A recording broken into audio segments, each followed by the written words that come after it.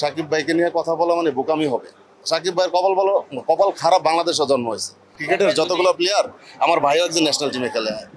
Player basically আগের পুরো টিমটাই আছে, নতুন আমার টিমে অ্যাড হয়েছে পাবেল, এই যে আবরার ভাই, তারপরে আরো কয়েকজন অ্যাড হয়েছে। মোটামুটি টিম হিসেবে মোটামুটি খারাপ না, শুধু আমার না, এবার 4টা টিমই ব্যালেন্স টিম। মানে কেউ কাউকে বলতে পারবে না যে আমারটা ব্যাটার বা আমারটা ব্যাটার না, এটা বলার অপশন নাই এবার।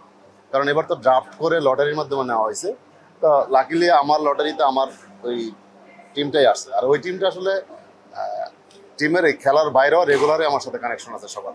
6 বলের মাঠে যাওয়ার পর এখন না, এগুলো নিয়ে প্রশ্ন না করি, খেলা নিয়ে। আমার এই হাত ভাঙা, আমি ক্রিকেট খেলতে গিয়ে হাত পাচ্ছি আর ফুটবল খেলে। সো আমি খেলবো না, আমি শুধু টিমে থাকবো আর কি। এইসব প্রশ্ন আমি অ্যান্সার দিই না ভাই, না আমি এগুলো দিতে চাই না। কারণ আমার সবার সাথে ক্রিকেটের যতগুলো প্লেয়ার, আমার ভাইও একজন ন্যাশনাল টিমে খেলে। যে আমি আরেকজনের কথা বললে ওর মন খারাপ হবে, এই শব্দটা না আমি এইবার মানতে রাজি না। কারণ এবার সবার টিম স্ট্রং। আর আমার বেসিক্যালি টিম বানানোর একটা কারণ বলি, এই গতবার ছিল সেলিব্রিটি ক্রিকেট লিগ CCL, এবার হচ্ছে CCT সেলিব্রিটি।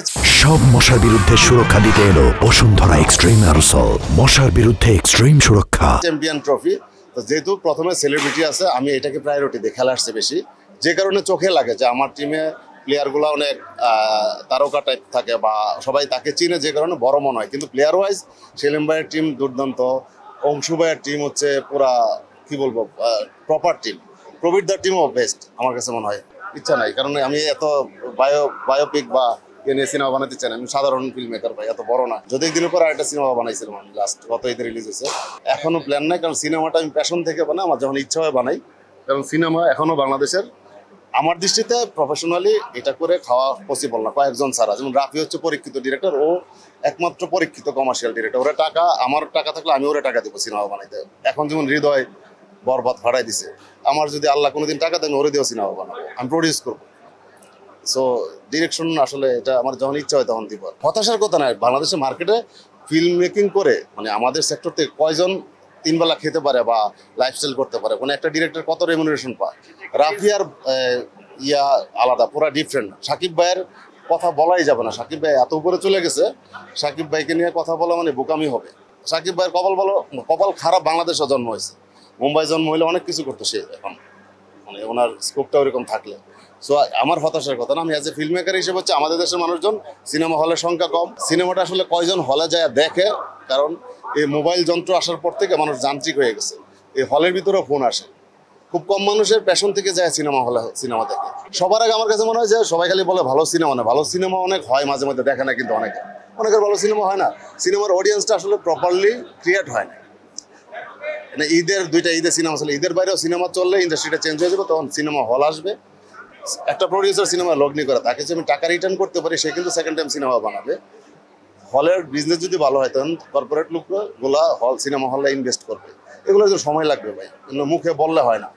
পরিবর্তন আমি একা করতে হবে, পরিবর্তন দর্শকেরও লাগবে, ওদেরও সিনেমা দেখার প্র্যাকটিস হইতে হবে। কারণ আমাদের পাশের দেশে ওরা সবাই উইকলি সিনেমা দেখতে যায়, ওদের এটা রুটিনের মধ্যে পড়ে, আমাদের রুটিনের মধ্যে পড়ে না। আমরা শুধু ঈদে সিনেমা দেখতে যাই, এটা কিভাবে করবো আমরা? ইন্ডাস্ট্রি তো চলতেছে না ইন্ডাস্ট্রি। আমি যখন এই মিডিয়া আসছি তখন বলছি মিডিয়া ধ্বংস, ফিল্মের ইন্ডাস্ট্রি ধ্বংস। কই আসলে ধ্বংস? অনেকে একটা প্রশ্ন করে যে 1300 সিনেমা হল ছিল, এখান থেকে 150 সিনেমা হল আসছে। 1300 সিনেমা হল যখন ছিল, সিনেমা হল তখন বিনোদনের মাধ্যম ছিল অনলি সিনেমা হল আর বিটিভি। এখন বিনোদনের মাধ্যম কি আছে? এই মাঠটাও আছে।